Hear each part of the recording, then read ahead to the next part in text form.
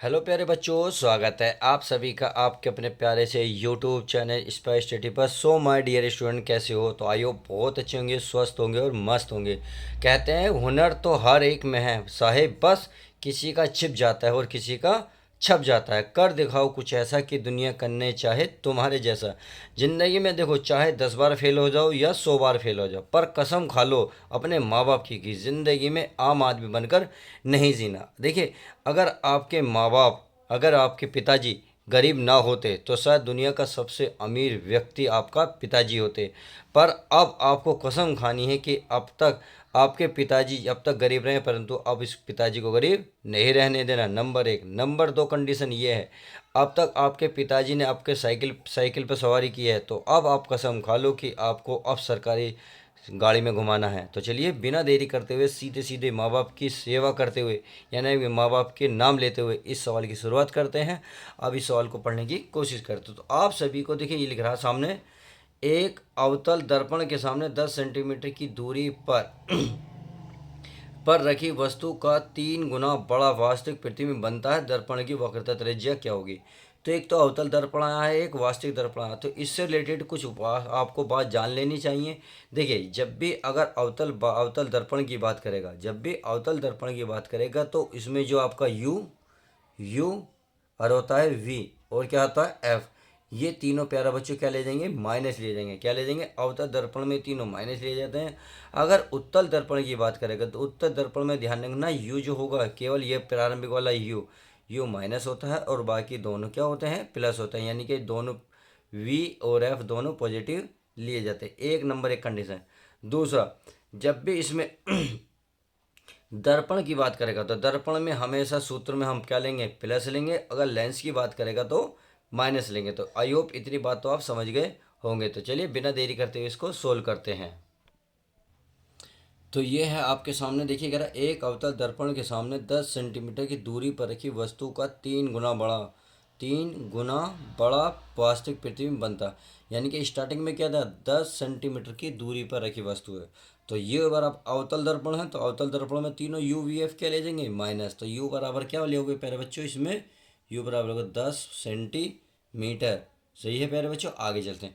अगर 3 गुना बड़ा वास्तविक प्रतिबिंब, जब भी आपको 3 गुने की बात करेंगे, 3 गुना, 2 गुना, 6 गुना, जो भी गुने जितना भी कहेगा वो आपका m का मान होता है। तो m का मान हो जाएगा इसमें प्यारे बच्चों, m बराबर हो जाएगा 3।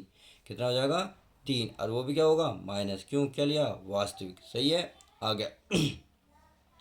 दर्पण की वक्रता त्रिज्या ज्ञात की, यानी कि दर्पण की वक्रता त्रिज्या पूछ रहा, यानी कि आर की वैल्यू पूछ रहा। तो चलिए, m बराबर दे रहा है और आपके सामने u दे रखा है, तो v निकाल लेते हैं। तो m बराबर क्या फॉर्मूला होता है? m बराबर होता है माइनस की v अपॉन u। सही है। अब हमें क्या करना है? m का मान क्या है? माइनस के 3 बराबर माइनस के v हमें नहीं पता, u का मान क्या? माइनस के 10। माइनस से माइनस खत्म। तो आप खुद बताएं, जब 10 की गुणा इधर करोगे 3 में, तो 10 या 30 कितने हो जाएंगे? 30। वो भी माइनस के। अर्थात आप ये कह सकते हैं v बराबर माइनस के आगे 30 सेंटीमीटर। v का मान निकल गया। अब इसमें क्या निकालना है? हमें तो हमें तो वक्रता त्रिज्या चाहिए, और वक्रता त्रिज्या बराबर होती क्या है? यानी कि आर बराबर अगर देखा जाए तो आर बराबर होते प्यारे बच्चों 2f। क्या होता है? 2f। यानी कि आपको अभी आपको एफ भी चाहिए, हमने भी निकाला। तो एफ बराबर क्या फॉर्मूला होता है? अगर एफ निकालना होगा तो एफ होता है 1/f बराबर 1/v प्लस 1/u। सही है। कुछ बच्चे सोच रहे होंगे, सर ये फॉर्मूला क्या? मैंने स्टार्टिंग में बताया अवतल दर्पण के लिए क्या फॉर्मूला होता है, वास्तविक के लिए क्या होता है। सही है, सब कुछ बता चुका हूँ, आप इस बात को ध्यान रखें। अब चलिए, इसकी वैल्यू रख देते हैं। हमें 1/f का मान तो नहीं पता, बट 1/v का मान कितना? माइनस के 1/30। अब इसका कितना है आपका? u का कितना है? माइनस का 1/, देखो माइनस यहाँ लगा दे, 1/, कितना है? 10। तो चलिए 10। अब इसको सोल्व कर लेते हैं। सोल्व करने से एलसीएम कितना आएगा? 30। तो ये कितनी बार आएगा? 1। और ये कितनी बार आएगा? 10 या 3, यानी कि 3। 3 अरे कितना हो गया ऊपर? 4/30। कितना हो गया? 3 यानी कि 4/30। ये हो गया 1/f। अगर f बराबर निकालेंगे तो ये उल्टा हो जाएगा, यानी कि 30 कितना हो जाएगा? 4। कितना हो जाएगा? सॉरी, 4 नहीं है, 0 है, केवल 30/4, और वो भी माइनस का। तो अब क्या करेंगे? अगर इसे चाहो तो काट लो नहीं तो काट लो। 2 दूनी 4, 2 से काटेंगे 15, तो एफ का जो मान आएगा -15/2 आ जाएगा। सही है। और वो भी आपका सेंटीमीटर। इसने पूछा वक्रता त्रिज्या, तो वक्रता त्रिज्या का फॉर्मूला होता है r बराबर 2f।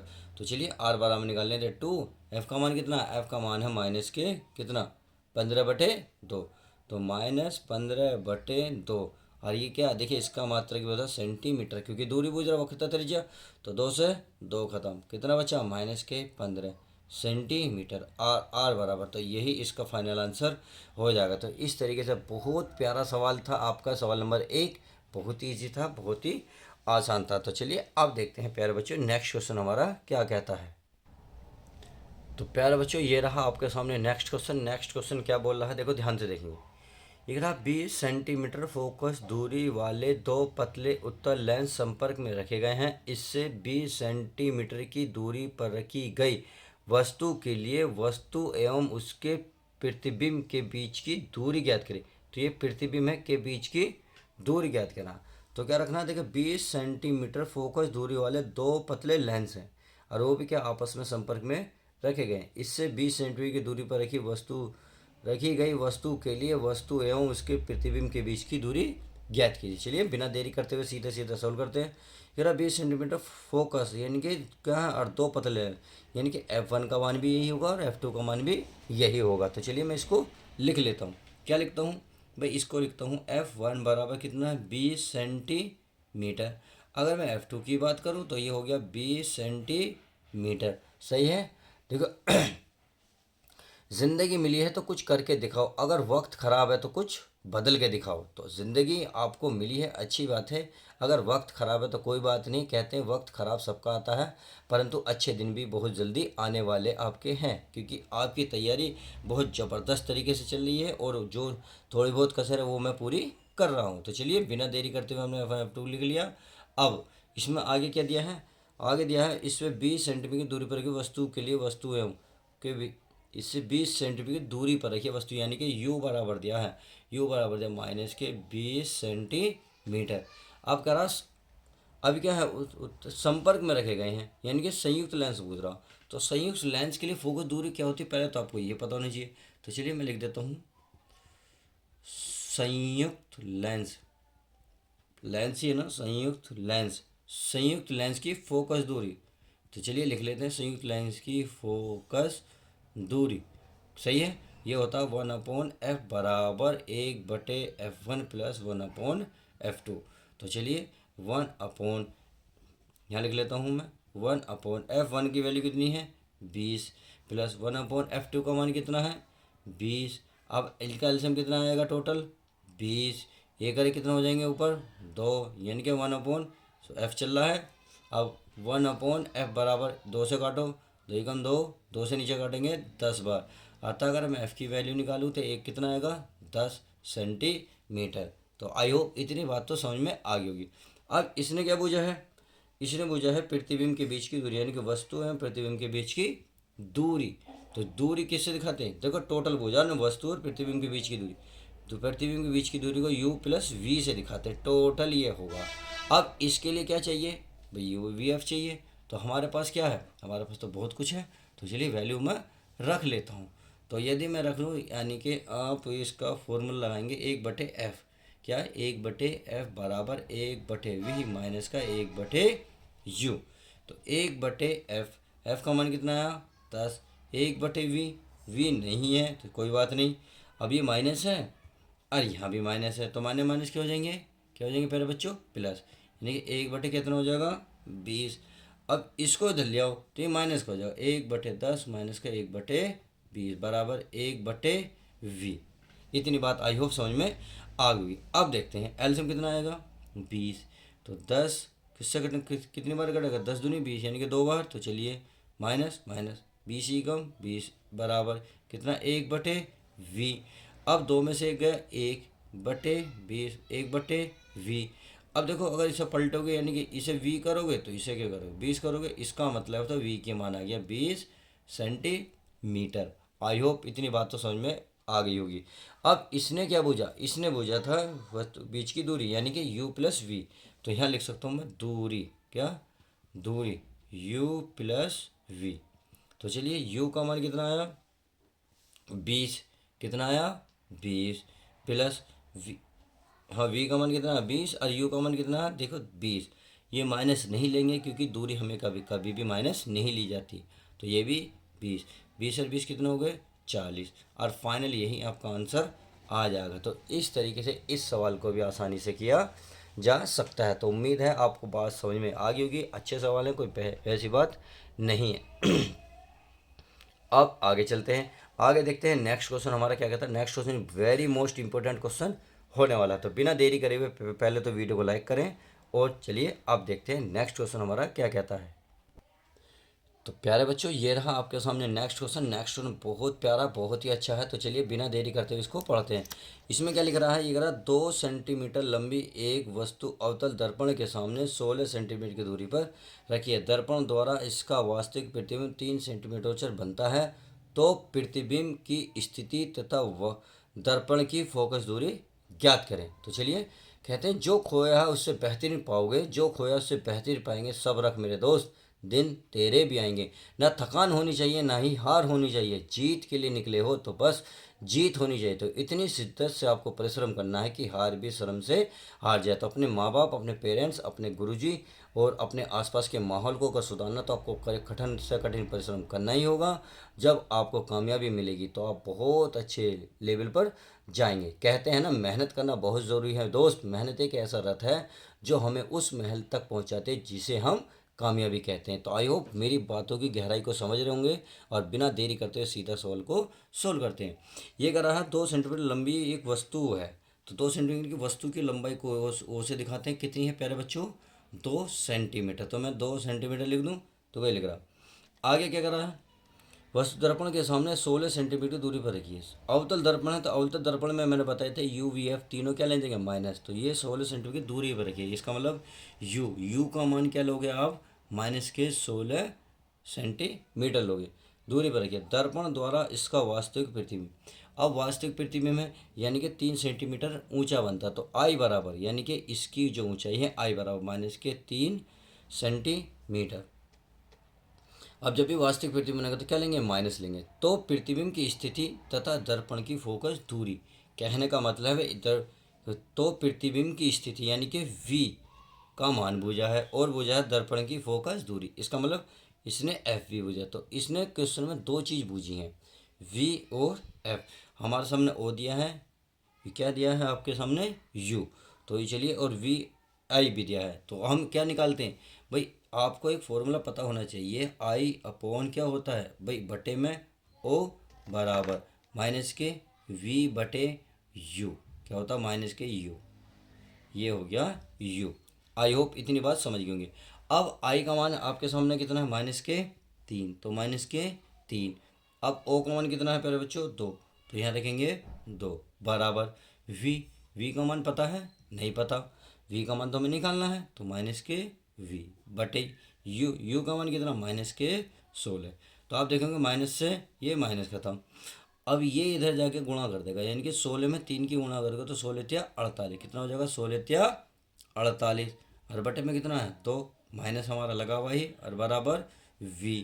अब आप खुद बताएं 2 से इसे काटोगे तो कितनी कितनी बार कटेगा, 2 से कटेगा ये आपका 24 बार। कितनी बार 24 बार।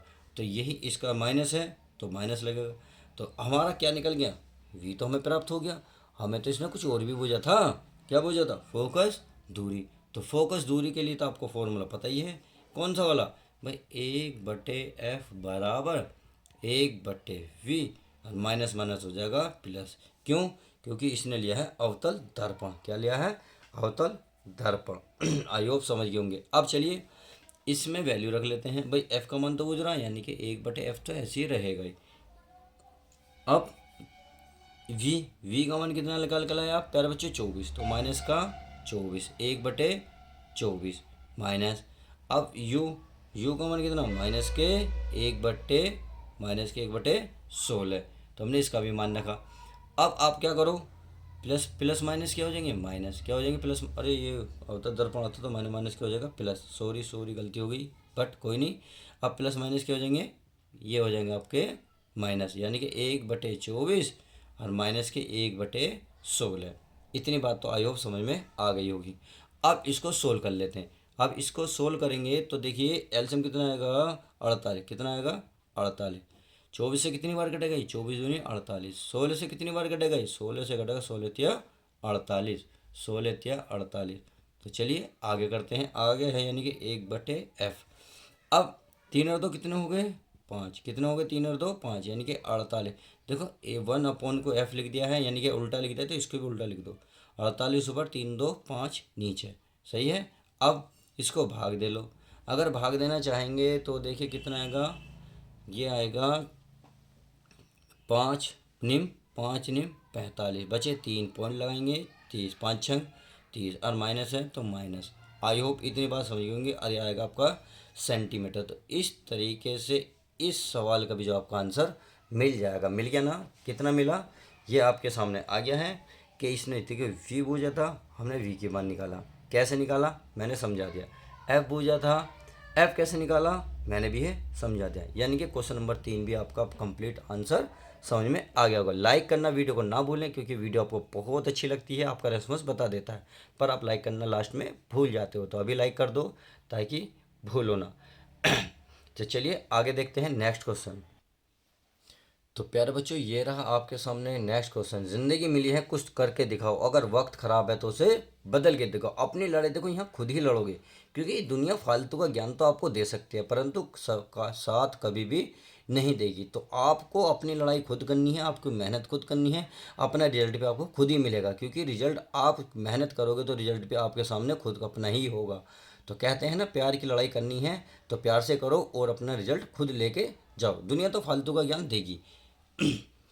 अब अगला क्वेश्चन, 1.732 अपूर्णांक से बने समबाहु प्रिज्मा नहीं प्रिज्म है सॉरी प्रिज्मा नहीं है, प्रिज्म के लिए अल्पतम विचलन कोण का मान ज्ञात कीजिए। इस विचलन के लिए आपतन कोण क्या होगा। तो क्वेश्चन समझ में आया, दोबारा पढ़ें। 1.732 अपूर्णांक से बने समबाहु क्या है, समबाहु प्रिज्म के लिए अल्पतम विचलन कोण का मान ज्ञात करना। इस विचलन के लिए आपतन कोण, यानी कि हमें दो चीज़ बूझिए, क्या दो चीज़ बूझिए। तो चलिए क्या क्या बूझा है, एक तो बूझा है इसने विचलन कोण, सॉरी आपतन कोण, एक बूझा है इसने क्या विचलन कोण, यानी कि दोनों कोण ही बूझे हैं।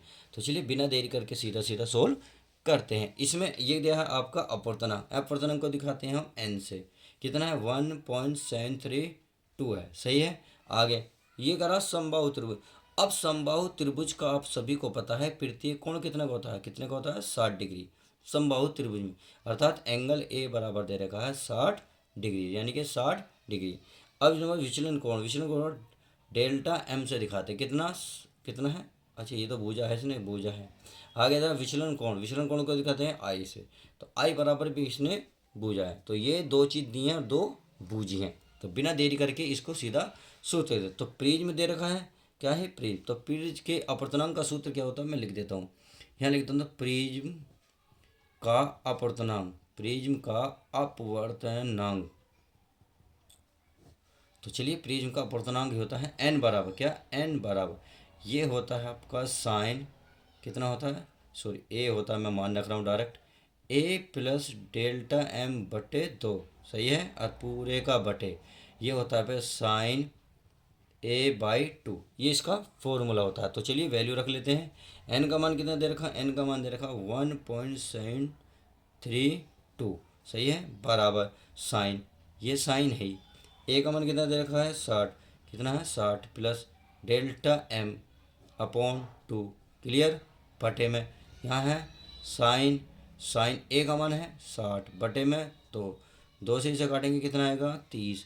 तो अब देखिए 1.732 किसकी वैल्यू होती है, ये होती है √3 का मान, किसका √3 का मान। अभी हो गया साइन 60, ये नीचे की चीज़ इधर आ जाएगी तो क्या बन जाएगा साइन 30 बन जाएगी, क्योंकि 30 है ना, साइन काट भाई 60/2 था, 2 से भाग दिया कितना आया 30 बराबर, ये 30 है सॉरी 30 है, कभी का आप कुछ और समझे, ये आपका है साइन 60 प्लस डेल्टा एम बट्टे 2। इतनी बात तो आई होप समझ में आ गई होगी। अब देखें √3 तो है ही, अब आप खुद बताएं इसका मान क्या होगा, साइन 30 का मान होता है 1/2, और बाकी देखो सब कुछ आप ऐसे ही लिख लो 60 प्लस डेल्टा एम बटे में 2। अब √3 की 1 में गुणा करेंगे तो √3/2 2, ये हो गया साइन 60 प्लस डेल्टा एम बटे में 2। तो आपको क्या करना है, देखिए यहाँ साइन है तो साइन में ही इसका मान ढूंढना ताकि साइन से साइन कट जाए। तो आप खुद बताएं साइन में ये कितने का मान होता है, ये होता है साइन 60 का मान। किसका, साइन 60 का मान। और ये और बाकी सब ऐसे ही लिख दो जैसा कि आपने इसमें दिया है। तो साइन 60 प्लस डेल्टा एम बटे में, तो इससे क्या होगा, हमारा साइन से साइन कट जाएगा। यहाँ बचा 60 और ये 60 प्लस डेल्टा एम। तो चलिए मैं यहाँ लिख लेता हूँ ताकि आपको अच्छे से समझ में आ जाए। ये आपका बचा 60 बराबर 60 प्लस डेल्टा एम बटे में 2। 2 को मैं इधर ले आऊँ, कोई दिक्कत तो नहीं, भाग में गुणा कर देगा, यानी कि 60 में 2 की गुणा करेंगे इतना बचेगा 120। और ये 60 प्लस डेल्टा एम, अब ये इधर प्लस में, प्लस की क्या आ जाएगी, माइनस में। तो चलिए मैं इसको माइनस भी कर देता हूँ, कोई दिक्कत नहीं। 120 में 60 गए, 60 बराबर डेल्टा एम, या डेल्टा एम बराबर कितना बचा, 60। और इसने यही बूझा था कि इसमें क्या बूझा था भाई, क्या बूझा था, इसने बूझा डेल्टा एम। तो डेल्टा एम मान कितना है, 60। कितना है प्यारे बच्चों, 60। अब इसने एक चीज़ और बूझी है, इसने बूझी है आई। तो आई बराबर क्या फॉर्मूला होता है, देखो आई बराबर ही पता है, ये होता है ए अपॉन डेल्टा एम अपॉन 2। तो चलिए ए का मान कितना था, 60, डेल्टा एम का मान कितने निकाल कर लाए, 60। देखो ए का मान नहीं पता, देखो यहाँ लिख रहा है, ये रहा 60 और 2 बटे 2।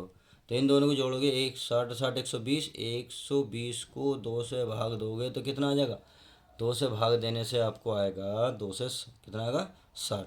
तो आई का मान भी आ जाएगा प्यारे बच्चों 60 डिग्री। तो इस तरीके से इस सवाल में हमने देखा, बहुत लॉन्ग था बट आपको नंबर भी तो ऐसे ही दे के जाएगा। तो इस तरीके से हमने ये सारा क्वेश्चन कर लिया है। तो बिना देरी करके आप क्या करते हैं, इसको आगे सोल्व कर लेते हैं। तो चलिए देखते हैं नेक्स्ट क्वेश्चन।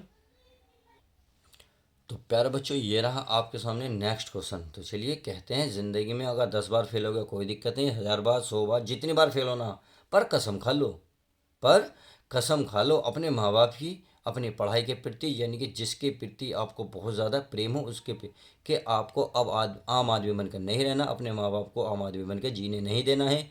अब तक उन्होंने साइकिल पर सवारी की है, अब आप आपको मेहनत से अपनी गाड़ी में कराएंगे, सही है। तो चलिए बिना देरी करके सीधा सीधा क्वेश्चन को सोल्व करते हैं। ये कह दो तरंगों की तीव्रता का अनुपात 1:9 है। यदि दोनों तरंगें व्यतिकरण करती हैं तो परिणामी तरंग की अधिकतम तथा न्यूनतम तीव्रता का अनुपात क्या होगा, ये आपको बताना है। तो क्या दिया है, यहाँ दिया दो तरंगों की तीव्रता का अनुपात, तीव्रता को दिखाते हैं आई से, क्या है बच्चों, आई से। तो I1/I2, चाहे ऐसे लगा दो, अनुपात का मतलब होता है दो बिंदी, वो भी ऊपर नीचे, सही है। अब बस कितना लिख रहा है, 1:9 लिख रहा। आया यदि दोनों तरंगों व्यतिकरण करती हैं तो परिणाम की अधिकतम और न्यूनतम तीव्रता, यानी कि आई मैक्सिमम और आई मिनिमम बूझ रहा पास, इतनी सी बात है। तो क्या फॉर्मूला होता है, मैं इसको फॉर्मूला बता देता हूँ प्यारे बच्चों। फॉर्मूला बताऊँ, चलिए फॉर्मूला, यानी कि फॉर्मूला क्या होता है, ये होता है I1। चलिए मैं ये लिख देता हूँ, ने बूझा क्या है ताकि आपको बच्चों कन्फ्यूजन ना हो।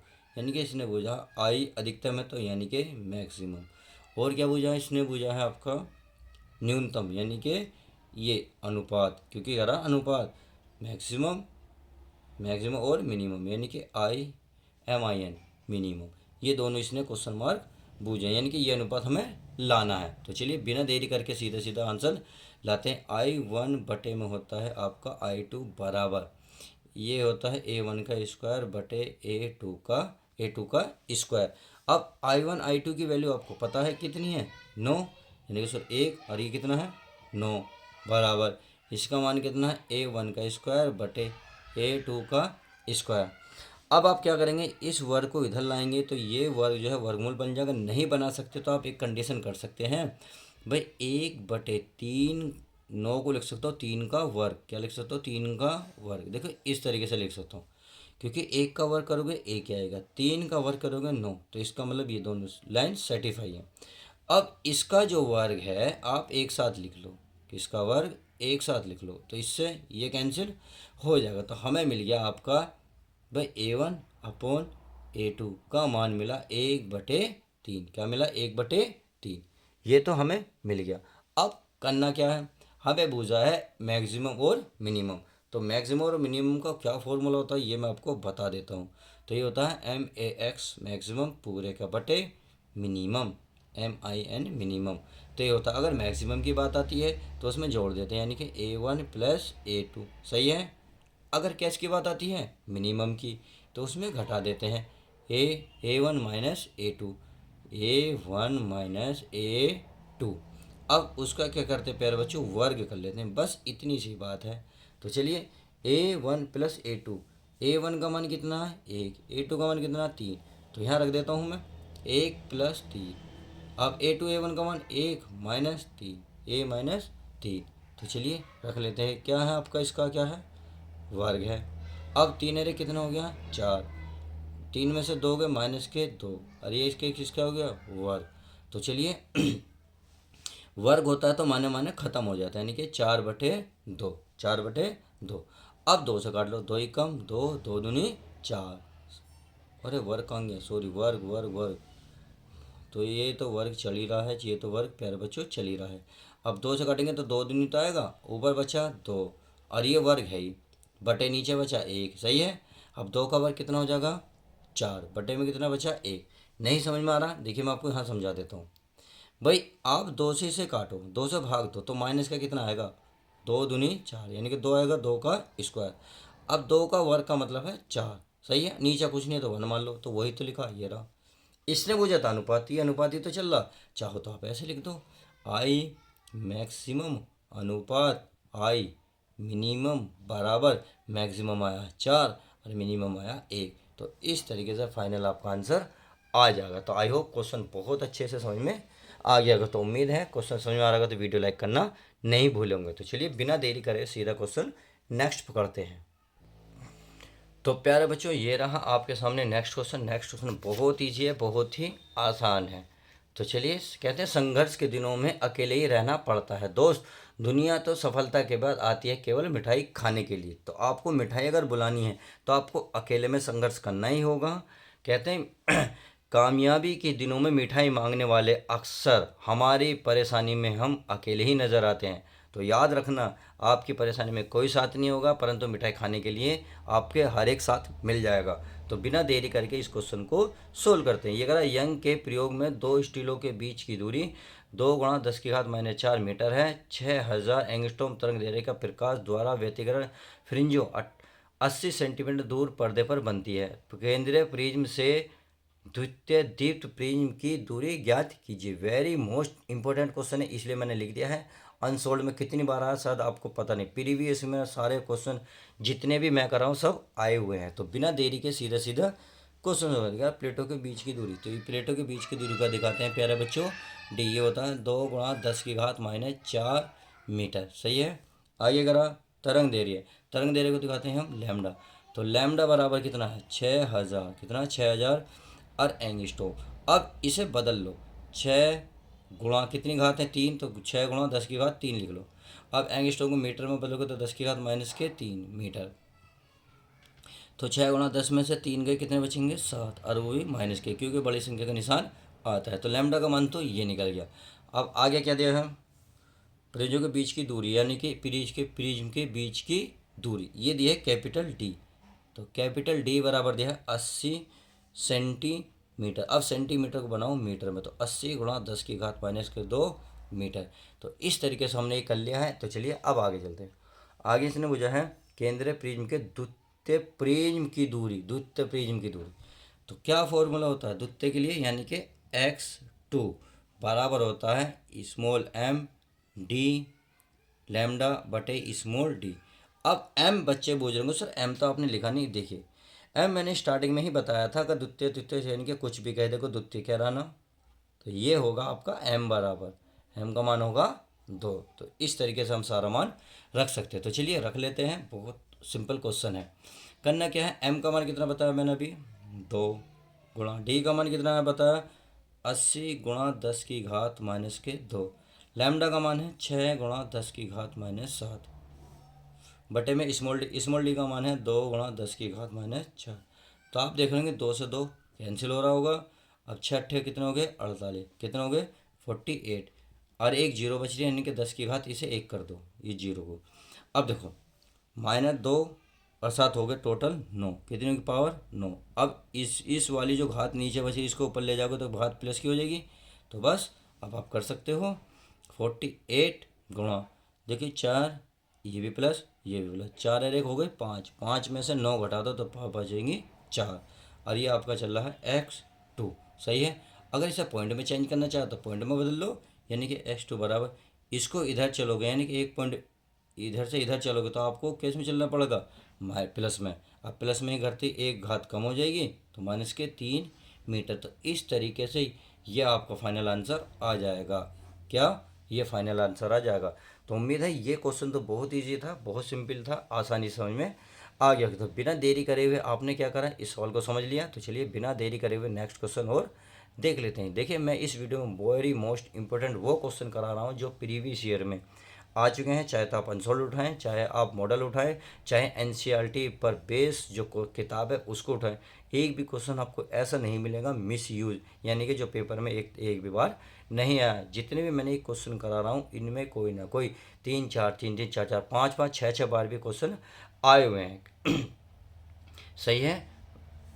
तो कहते हैं भाग्य के भरोसे रहोगे तो उम्र निकल जाएगी, मेहनत करोगे तो संवर जाएगी। तो आपको भाग्य के भरोसे नहीं रहा, आपको मेहनत ही करनी पड़ेगी। और मेहनत एक ऐसा दोस्त, ऐसा बहुत कहते हैं मेहनत करना बहुत ज़रूरी है दोस्त। मेहनत एक ऐसा रथ है जो हमें उस महल तक पहुंचाती है जिसे हम कामयाबी कहते हैं। तो हमें महल तक पहुंचना है तो कामयाब तो बनना पड़ेगा, उसके लिए हमें मेहनत करनी होगी। मेहनत करने के लिए भाग्य के भरोसे बिल्कुल नहीं रहेंगे, क्योंकि भाग्य के भरोसे रहोगे तो उम्र आपकी निकल जाएगी और आपके कुछ भी हाथ नहीं आएगा। आपकी जिल्लत भरी ज़िंदगी ऐसी ही कट देगी, आपको नहीं काटनी है, अपने माँ बाप की तो बिल्कुल भी नहीं कटवानी। चलिए बिना देरी करे हुए नेक्स्ट क्वेश्चन देखते हैं। तो चलिए अब नेक्स्ट क्वेश्चन है आपके सामने ये रहा। किसी धातु का कार्य फलन यानी कि डब्ल्यू की वैल्यू देखिए 6.6 इलेक्ट्रॉन वोल्ट है। इस धातु पर 100 एंगस्ट्रॉम तरंगदैर्घ्य का विकिरण आपतित हो रही है। उत्सर्जन फोटोन इलेक्ट्रॉन की अधिकतम गतिज ऊर्जा ज्ञात क्या होगी, यानी कि ये हमसे पूछ रहा। तो चलिए जो जो पहले दिया है उसे हम लिख लेते हैं। यानी कि क्या दिया है इसने, डब्ल्यू, डब्ल्यू का मान लिख लूँ प्यारे बच्चों, ये 6.6 इलेक्ट्रॉन वोल्ट। सही है।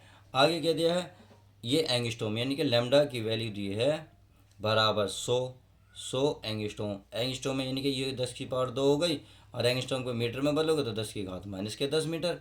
तो टोटल हो गई 10 की घात, टोटल हो गई 10 की घात 8 मीटर, क्योंकि -10 में से 2 गए 8 बचे। तो आई होप इतनी बात तो क्लियर हो गई। सॉरी माइनस का लगेगा, हाँ माइनस का, सही है।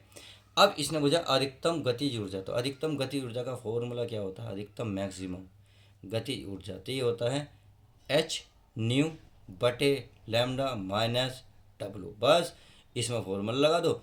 एच का मान आप सभी को देखो पता होना चाहिए, नहीं तो पेपर में लास्ट में दे देते हैं, या जब आपको जब इसे न्यूमेरिकल करोगे तो न्यूमेरिकल जस्ट नीचे लिखा रहता है एच का मान। एच कहते हैं प्लांक नियतांक, और इसका मान होता है 6.6।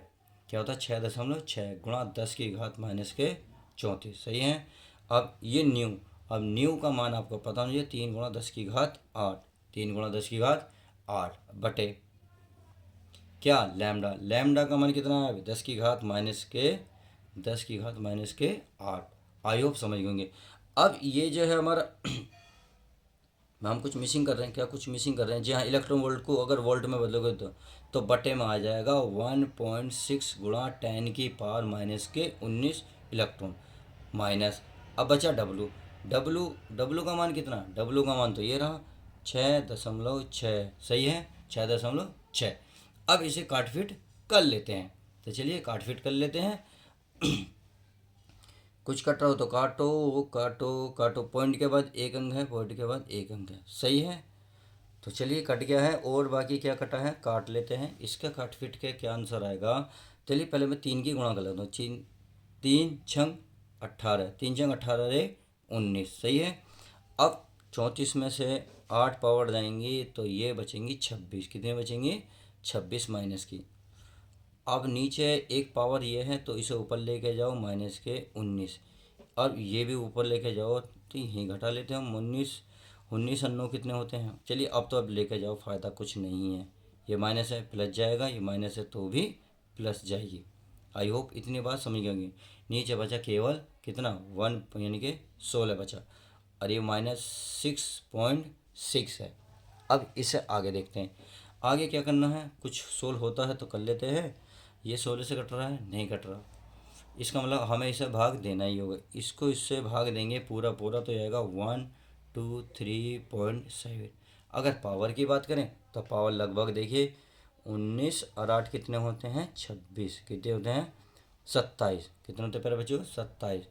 अब 27 आएंगे तो इससे पूरा पूरा कट गया, कितना बचेगा 10 की घात 1 बचेगी, वो भी माइनस की, सही है। और बटे में कितना 16 पूरा पूरा माइनस, ये हो गया 6.6। तो आई होप इतनी बात तो समझ में आ गई होगी। अब देखिए आगे देखते हैं, हमने कुछ गड़बड़ तो नहीं करी, क्या गड़बड़ तो नहीं करी। देखिए 19 और 8 कितने होते हैं 27, कितने होते हैं 27। और आपका अगर ये पॉइंट अंक है और ये बचा 34, 34 में से 8 के कितने बचे एक प्यारे बच्चों, कितने बचे पॉइंट में से ये कुछ तो बचे होंगे, आप देखिए दोबारा देख लेते हैं चेक करके, कुछ मिसिंग लग रही है मुझे इसमें।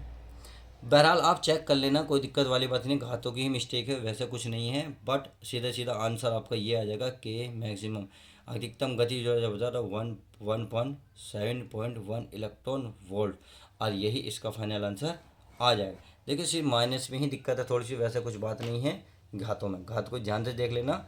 आई होप आज की वीडियो बहुत अच्छी लगेगी। तो चलिए मिलते हैं किसी और यूनिक वीडियो के लिए, जब तक के लिए दोस्तों good bye, take care, love you guys.